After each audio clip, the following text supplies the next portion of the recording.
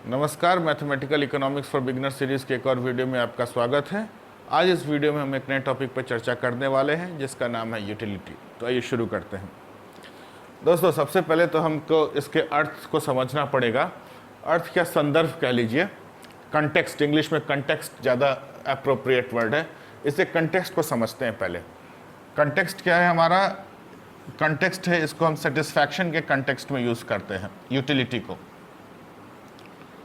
और ये सेटिस्फैक्शन किसका? ये सेटिस्फैक्शन कंज्यूमर का।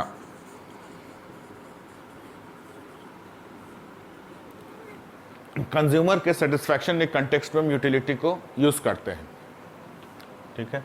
और हाँ, अपनी इस पूरी चर्चा में यूटिलिटी की पूरी चर्चा में हमारा जो फोकस होगा सिर्फ 2 वेरिएबल्स पे होगा। 2 वेरिएबल्स मतलब 2 गुड्स पर होगा। हालांकि और ये हम मान के चलते हैं कि कंज्यूमर जो है वो सिर्फ 2 गुड्स में डील करता है, X एंड Y, ठीक है। लेकिन ऐसा तो रियल लाइफ में होता नहीं है। कस्टमर तो कई सारे उसको गुड्स चाहिए अपना सेटिस्फैक्शन के लिए, अपनी ज़रूरत के लिए। लेकिन यहाँ पर अगर हम कई सारे गुड्स को कंसिडर करेंगे तो हमारे लिए एक्सप्लेनेशन बहुत कॉम्प्लेक्स हो जाएगा। तो इसी के लिए इसको सिंप्लीफाई करने के लिए हम लोगों ने सिर्फ 2 गुड्स की बात कर रहे हैं। बाद में हम देखेंगे कि जो वर्किंग या जो फंडा जो 2 गुड्स पर अप्लाई होगा, वही सारे फार्मूले, वही सारे फंडे मल्टीपल गुड्स पर भी अप्लाई होते हैं। और एग्जामिनर स्वतंत्र है आपसे मल्टीपल गुड्स का क्वेश्चन पूछने के लिए। तो उसके ऊपर ऐसी कोई बाध्यता नहीं है कि वो नहीं पूछेगा, वो पूछ भी सकता है, लेकिन हम उसके लिए भी तैयार हो जाएंगे। लेकिन हमारी जो शुरुआत होगी और जो पूरा डिस्कशन होगा वो 2 गुड्स पर ही होगा। और जो 2 गुड्स में जो भी फंडा या फार्मूला हम यूज़ करेंगे वही हम मल्टीपल पे भी करेंगे। आइए चलिए देखते हैं कैसे। तो पहले तो हम समझते हैं यूटिलिटी किस कंटेक्स्ट में यूज़ होता है, वो तो हम समझ लिए। अब आइए बड़े यूटिलिटी का कर्व देखते हैं। यूटिलिटी का कर्व कुछ इस तरह का होता है। यहाँ 3 कर्व दिया है। U1 मान लीजिए, इसको U2 मान लीजिए, इसको U3 मान लीजिए। और जो कर्व सेंटर से या ओरिजिन से जितनी दूर है उसकी वैल्यू उतनी ज़्यादा होगी। यानी कि कहने का मतलब क्या है, U1 is greater than U2 is greater than U3, ठीक है। अब देखिए, अब चूंकि हमको इनका सही सही स्टडी करना है, सही सही अध्ययन करना है, इसके लिए हमारे लिए बहुत ज़रूरी है कि इन सबको कुछ वैल्यूज़ दे दी जाए। हालांकि किसी सेटिस्फैक्शन को कोई वैल्यू देना बहुत ही मुश्किल काम है, लेकिन तो भी हम इसको एक वैल्यू असाइन करते हैं। मान लीजिए U1 की वैल्यू है 100, U2 की वैल्यू है सपोज कीजिए 70, U3 की वैल्यू है 50। यानी U1 इज इक्वल्स टू कितना, 100 लिख सकते हैं, U2 इज इक्वल्स टू 70 लिख सकते हैं, U3 इज इक्वल्स टू 50 लिख सकते हैं। अब देखिए यहाँ पर इस कर्व में X एंड Y एक्सिस है, यानी कि utility is the function of, हमने पहले ही चर्चा की थी कि हम 2 वेरिएबल से शुरू करेंगे। हालांकि एग्जामिनेशन में मल्टीपल वेरिएबल्स आ सकते हैं, क्वेश्चंस इस तरह के फ्रेम होते हैं जिसमें मल्टीपल वेरिएबल्स हो, लेकिन जो 2 वेरिएबल्स को जिस तरह से हम सॉल्व करते हैं, जिस तरह से टैकल करेंगे, इसी तरीके से हम मल्टीपल वेरिएबल्स को भी टैकल करेंगे। U(x, y) करके 2 वेरिएबल में फंक्शन हुआ। एक चीज़ और ध्यान रखिएगा, ये किसी एक कर्व को लेते हैं यहाँ पे हम,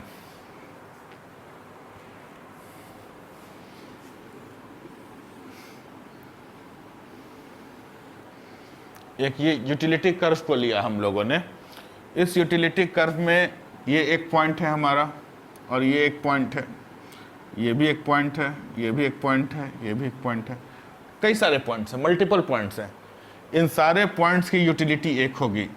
ये X और Y का ये पॉइंट, X और Y का एक कॉम्बिनेशन है, ये एक दूसरा कॉम्बिनेशन है X और Y का, ये एक तीसरा कॉम्बिनेशन है। इस तरह से जितने भी कॉम्बिनेशंस मिलेंगे X और Y के, उन सबसे जो यूटिलिटी मिलेगी वो हमको बराबर ही मिलेगी, ठीक है। ये कॉन्सेप्ट जब हम लोग इंडिफरेंस कर्व देखेंगे थोड़ी देर में, तब और भी ज़्यादा क्लियर होगा। अब देखिए, हमारे पास यूटिलिटी जो है 2 वेरिएबल्स का फंक्शन है। जब 2 वेरिएबल्स का फंक्शन है और हम लोगों ने पार्शियल डिफरेंशिएशन को पढ़ रखा है, तो हमें कोई समस्या नहीं होनी चाहिए और कोई समस्या होगी भी नहीं। आइए समझते हैं।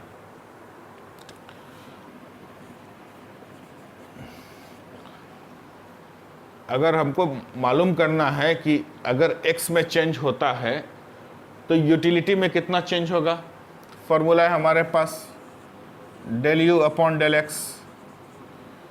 सिमिलरली अगर y में चेंज होता है तो क्या फॉर्मूला है हमारे पास, del you upon del y. और अगर दोनों में चेंज होता है, दोनों में चेंज होता है तो कुछ इस तरह से हम लोग पढ़े थे, याद आ रहा है कुछ कुछ?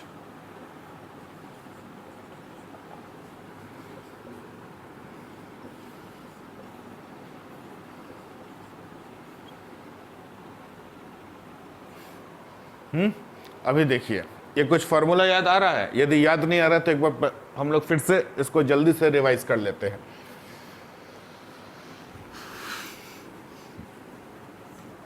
मान लीजिए x में डेल्टा x चेंज आया, ठीक है, x में डेल्टा x चेंज आया तो टोटल, और y में कोई चेंज नहीं आया, y स्थिर है, तो टोटल यूटिलिटी में कितना चेंज आएगा?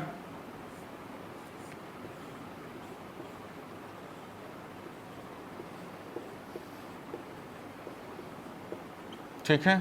सिमिलरली अगर y में डेल्टा y चेंज आया और x स्थिर रहा, x में कोई चेंज नहीं आया, तो टोटल यूटिलिटी में कितना चेंज आएगा? अगर x और y दोनों में चेंज आया तो यूटिलिटी में, क्लियर है? कोई दिक्कत? आइए एक क्वेश्चन से इस कॉन्सेप्ट को और समझते हैं। देखिए बोर्ड पे क्वेश्चन दिया हुआ है, आइए देखते हैं। Given the utility function u is equals to x1 की पावर 1/4 इंटू x2 की पावर 3/4। देखिए यहाँ xy की जगह x1 x2 दिया है, ठीक है। Determine the value of marginal utilities del u upon del x1 and del u upon del x2 when x1 is equals to 100 and x2 is equals to 200। Hence estimate the change in utility when x1 decreases to 99 and x2 decreases and x2 increases to 201। ठीक है। आइए यहां से तो सीधा सीधा del you upon del x1 तो निकल ही सकता है, ठीक है। कितना होगा? 1/4 x1 माइनस 3/4 इंटू x2 3/4, ठीक है। ये बाहर निकल कर आया -1, ठीक है। Del you upon del x2 कितना हो जाएगा? 3/4 x1 1/4 एंड x2 -1/4। क्लियर है? पार्शियल डेरिवेशन जब x1 के रेस्पेक्ट में कर रहे हैं तो x2 को कांस्टेंट कर दिया, जब x2 के रेस्पेक्ट में कर रहे हैं तो x1 को कांस्टेंट कर दिया। क्लियर है? अब क्या कह रहा है? When x1 is equals to 100 and x2 is equals to 200। बस इन दोनों में x1 is equals to 100 and x2 is equals to 200 रख देना है दोनों ही इक्वेशंस में। उसके बाद क्या करना है? Estimate the change in utility delta u is equals to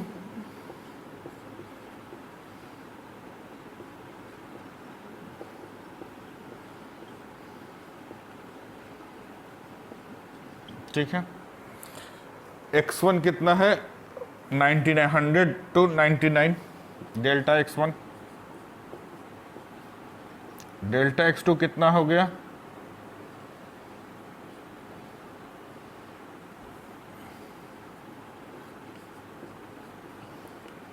200 to 201 1। बस वैल्यू निकाल के रख देना, आंसर आ जाएगा।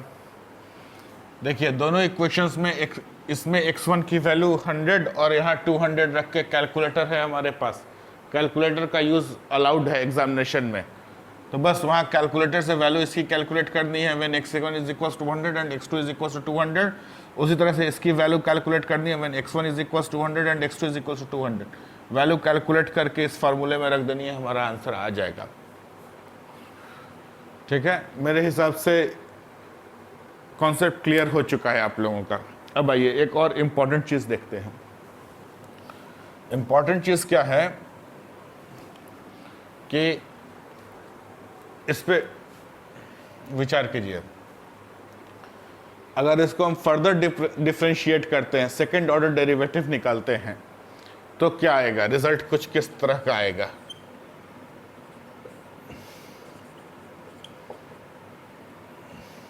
ठीक है, अब देखिए, अगर हम इसको x1 के रेस्पेक्ट में डिफरेंशिएट करते हैं फर्दर, तो ये -3/4 बाहर निकल कर आएगा, यानी कि पूरी की पूरी क्वांटिटी हमारी नेगेटिव हो जाएगी, लेस देन 0। सिमिलरली इसको हम फर्दर x2 के रेस्पेक्ट में डिफरेंशिएट करते हैं, तो यहाँ से -1/4 बाहर आएगा, ये भी क्वांटिटी 0 होगी।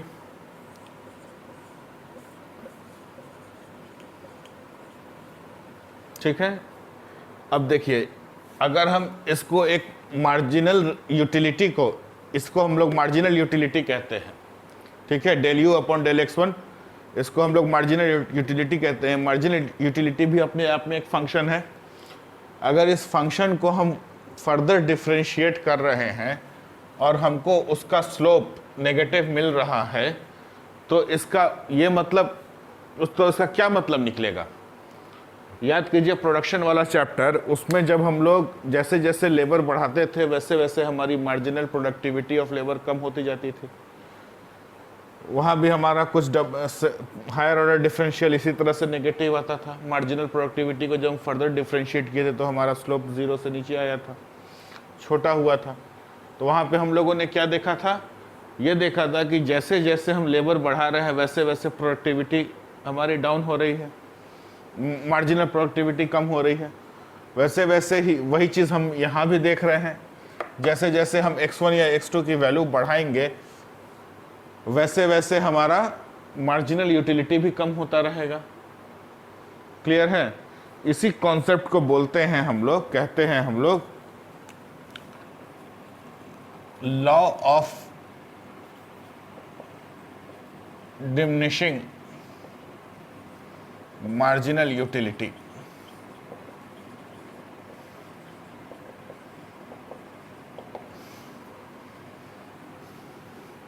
बहुत इंपॉर्टेंट है, नोट कर लीजिएगा आप लोग। आइए एक नया टॉपिक देखते हैं, इंडिफरेंस कर्व। हम लोगों ने यूटिलिटी का एक जो कर्व देखा था, उसमें यह देखा था कि इस कर्व पे x और y का कोई भी कॉम्बिनेशन हो, उस पर हमको जो यूटिलिटी मिलती थी बराबर मिलती थी। जब यूटिलिटी हमको बराबर मिलती थी, अब ऐसा सोचिए कि अगर यूटिलिटी बराबर मिल रही है और वो हमारी मैक्सिमम यूटिलिटी है, तो जो कंज्यूमर है उसको कोई फ़र्क नहीं पड़ना चाहिए, वो यहाँ रहे चाहे वो यहाँ रहे, चाहे वो ये बंडल ले। ठीक है, वो अगर x और y का ये बंडल ले, चाहे ये बंडल ले, चाहे ये बंडल ले, ठीक है, उसको कोई फ़र्क नहीं पड़ना चाहिए।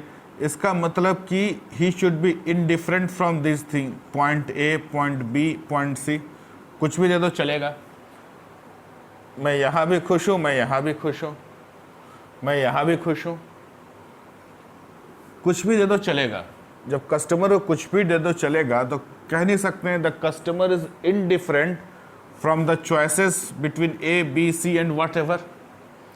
When the customer is indifferent, तो इसको हम इंडिफरेंस कर्व कहते हैं।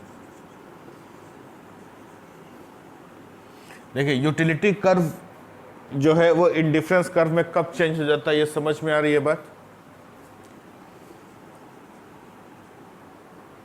ठीक है, अब यूटिलिटी कर्व में एक प्रॉब्लम क्या थी कि कस्टमर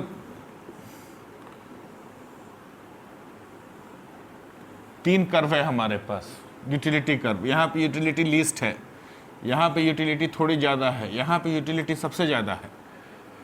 तो कस्टमर का इनकम किस लेवल पर कांस्टेंट बनता है, अभी हमको इसकी जानकारी नहीं, बस इतनी जानकारी है कि कस्टमर का इनकम जो है वो एक कांस्टेंट बनता है। लेकिन वो किस लेवल पे बनता है, हो सकता है वो बीच वाले लेवल पे कांस्टेंट बन जाए, हो सकता है सबसे नीचे वाले बन जाए, हो सकता है सबसे ऊपर वाले लेवल पे बन जाए। तो जिस भी लेवल पे वो कांस्टेंट बनता है, मान लीजिए ये 20 है, लेकिन कस्टमर कह सकता है कि हमारा इतना इनकम है कि हम 70 तक जा सकते हैं, u इज इक्वल टू 70 तक जा सकते हैं। तो ये जो हमारा यूटिलिटी कर्व होगा, ये उस समय हमारा इंडिफरेंस कर्व हो जाएगा। क्लियर है?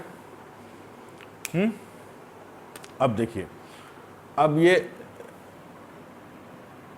अब यहां पर कुछ, जैसे मान लीजिए वो सी बंडल पर है, अब वो चाहता है कि नहीं सी बंडल पे हो गया, हमको अब बी बंडल पे आना है।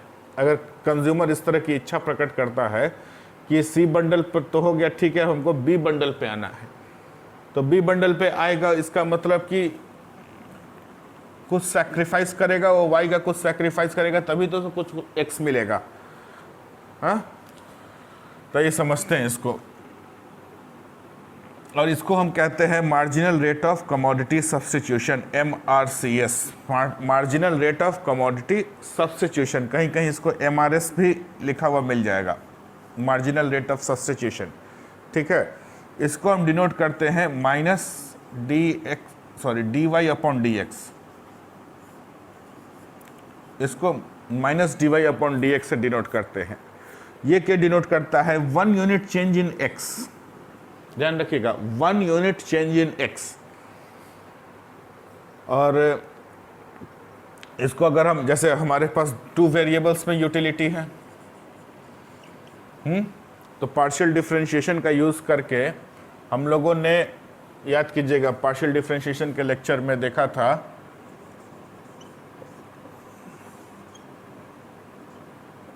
Is equals to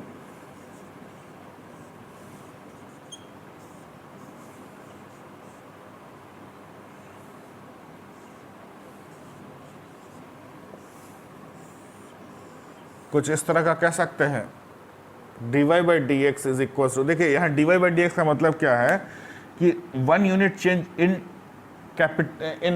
good x, तो y में कितना चेंज आएगा। अब देखिए माइनस साइन समझते हैं, एक घट रहा है एक बढ़ रहा है, यानी दोनों की जो गति है वो विपरीत दिशाओं में है।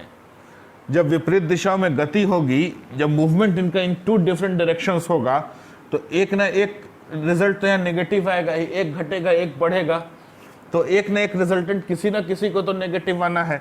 जब नेगेटिव आना है तो हमारा नेगेटिव साइन हो जाएगा, और ये कुछ इसके साथ भी it is in consonance with this formula also. तो यहां पर हुआ हमारा ये फार्मूला। अब आइए इस पर एक न्यूमेरिकल और करते हैं, उसके बाद हम लोग इस वीडियो को खत्म करेंगे। देखिए बोर्ड पर एक क्वेश्चन दिया हुआ है, आइए देखते हैं। Given the utility function u is equals to x की पावर 1/2 इंटू y की power 1/2, find a general expression for MRCS in terms of x and y। Okay, very good. Calculate the particular value of MRCS for the indifference curve that passes through 30-50. Hence, estimate the increase in Y required to maintain the current value of utility when X decreases by 0.3 units. आइए समझते हैं क्या कह रहा है। MRCS निकालना है, marginal rate of commodity substitution. Marginal rate of commodity substitution हम लोग पढ़ चुके हैं, कितना होता है? -dy/dx होगा।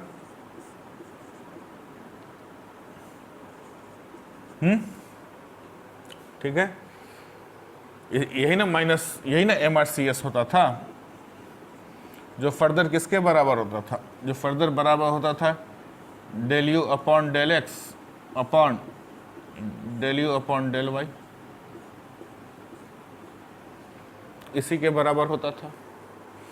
एक चीज ध्यान रखिएगा, जब भी हमारे पास इस तरह का एक्सप्रेशन दिया हुआ है और हम MRS या MRCS जो भी निकाल रहे हो, उस समय इसके आगे माइनस साइन नहीं लगेगा। ये गलती कभी मत कीजिएगा, अधिकांश बच्चे यहाँ गलतियाँ करते हैं, इसीलिए आपको बता दिया कि यहाँ पर वो गलती नहीं करने का है। del u upon del x upon del u upon del y, यही फार्मूला होता है MRS या MRCS का। ठीक है, तो आइए del u निकालते हैं, del u upon del x निकालते हैं। 1/2x, x की पावर -1/2 इंटू वाई की पावर 1/2, ठीक है। Similarly del you upon del Y 1/2 x की पावर 1/2 इंटू वाई की पावर -1/2। कोई शक? बस दो एक्सप्रेशन निकल कर आ गया, इसको ऊपर नीचे रख देते हैं। 1/2 x की पावर -1/2 इंटू वाई की पावर 1/2 डिवाइडेड बाई 1/2 x की पावर 1/2 इंटू वाई की पावर -1/2। अब देखिएगा यहाँ क्या करेंगे, ये 1/2 कैंसिल आउट हो गया। अब देखिए नीचे में पावर -1/2 है, ऊपर जाएगी तो पावर +1/2 हो जाएगी। तो ये अगर ऊपर जाता है तो ये प्लस हो जाएगा, +1/2, यानी कि ये y की पावर 1/2 इंटू वाई की पावर 1/2। जब बेस बराबर होता है तो पावर्स जुड़ जाती हैं, तो 1/2 + 1/2 कितना हो जाएगा, 1 हो जाएगा। y की पावर 1 = y। सिमिलरली यहाँ माइनस है, ये नीचे आएगा, प्लस साइन हो जाएगा नीचे आके, 1/2 + 1/2 कितना हो जाएगा, 1 y/x, यानी MRCS = कितना हो गया हमारा answer, y/x।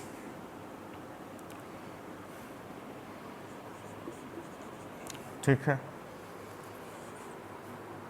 Calculate the particular value of MRCS for the indifference curve that passes through 30-50। तो बस रख दीजिए = 30-50, मतलब y = 50, x = 30 = 5/3। ठीक है, यहाँ तक कोई समस्या किसी को? अब आइए असली खेल अब शुरू होता है, वो समझते हैं, उस खेल को अब समझते हैं। क्या कह रहा है, hence estimate the increase in y required to maintain the current level of utility। Utility का करंट लेवल यानी कितना, जो जितनी यूटिलिटी है अभी हमको आगे भी उतनी ही यूटिलिटी चाहिए। when x decreases by 0.3 units. अब देखिए x जो है डिक्रीज कर रहा है, यानी y को बढ़ना चाहिए, सीधी सी बात है। अभी कितना आया है, 5/3। MRCS = 5/3, इतना ही ना आया है 30-50 पर। अब समझिए, यहाँ कॉन्सेप्ट को समझने की कोशिश करते हैं। देखिए when there is a change of 1 unit, तब MRCS कितना होगा, 5/3 होगा। देखिए अभी यूनिटरी मेथड लग रहा है, यूनिटरी मेथड जो है 5th 6th में जो पढ़ते हैं, यूनिटरी मेथड, एक चीज़ का दाम इतना है तो 10 चीज़ों का दाम कितना होगा, बस वही वाला कॉन्सेप्ट लग रहा है। when there is a change of 1 unit तो 5/3। अब चेंज कितना है, 0.3 यूनिट्स का चेंज आ रहा है, 0.3 यूनिट्स का चेंज आ रहा है, तब कितना होगा, इसे मल्टीप्लाई कर देंगे, 5/3 इंटू 0.3।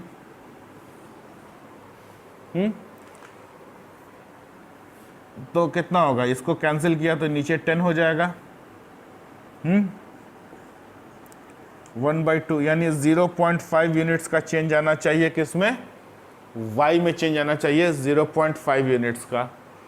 तो अब तो ये x में तो 0.3 यूनिट्स का चेंज आया, तो ये x नया x कितना हो जाएगा, 29.7 हो जाएगा। भाई 30 में से 0.3 घटाएंगे, कितना आएगा, 29.7 ही आएगा। अब हमको इंक्रीज करना है 0.5 से, कितना था, 50.5 हो जाएगा। अब चेक करना है कि हमारा आंसर सही है कि नहीं, ठीक है। तो यहाँ पे अब इसको चेक कैसे करने का है, कैलकुलेटर तो होगा आप लोगों के पास। इसको इस तरह से कीजिए, 30 की पावर 1/2 इंटू 50 की पावर 1/2, ठीक है।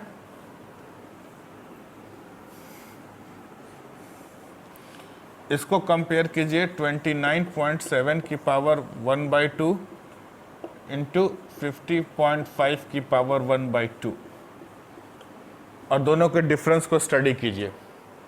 देखिए थोड़ा डिफरेंस तो आएगा ही आएगा, क्योंकि डेसिमल है, फिर अप्रोक्सीमेशन का एरर होगा, लेकिन वो डिफरेंस बहुत सिग्निफिकेंट नहीं रहने वाला है, इस बात का ध्यान रखिएगा। अगर इन दोनों के डिफरेंस बहुत सिग्निफिकेंट नहीं है तो यानी हमारा आंसर बिल्कुल सही है। ये आप चेक कर लीजिएगा कि सही है कि नहीं सही है। कॉन्सेप्ट समझ में आया कि नहीं आया, एक बार फिर बताता हूं मैं। देखिए ये जो MRCS जो आता है ये हमेशा 1 यूनिट चेंज की बात करता है। It always talks about change in 1 unit.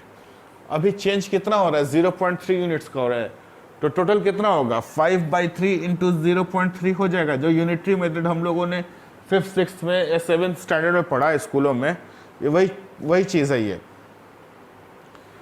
कि जब हम 6 रुपये में 1 दर्जन केले खरीद के लाते थे, तो बताइए 3 रुपये में कितने केले आएंगे, या हमें 2 दर्जन केले लेने हो तो कितने पैसे देने पड़ेंगे। ये कुछ वैसा ही कॉन्सेप्ट है यूनिटरी मेथड का। ठीक है, क्लियर है? अगर आप लोगों को क्लियर नहीं हुआ है तो हमें कमेंट सेक्शन में बताइएगा, इस पर हम एक बार और लंबी वीडियो बना देंगे, अच्छी वीडियो और डिटेल में बना देंगे। तो आज के वीडियो में बस इतना ही रहने देते हैं। उम्मीद करता हूँ ये वीडियो आप लोगों को पसंद आया होगा और ये कॉन्सेप्ट भी समझ में आया होगा। वीडियो अगर अच्छी लगी हो तो अपने दोस्तों के साथ खूब शेयर करें, ताकि उन्हें भी इस तरह के वीडियो से बेनिफिट मिल सके। मिलते हैं अगले वीडियो में एक नए टॉपिक और नए कॉन्सेप्ट के साथ, तब तक के लिए जय हिंद।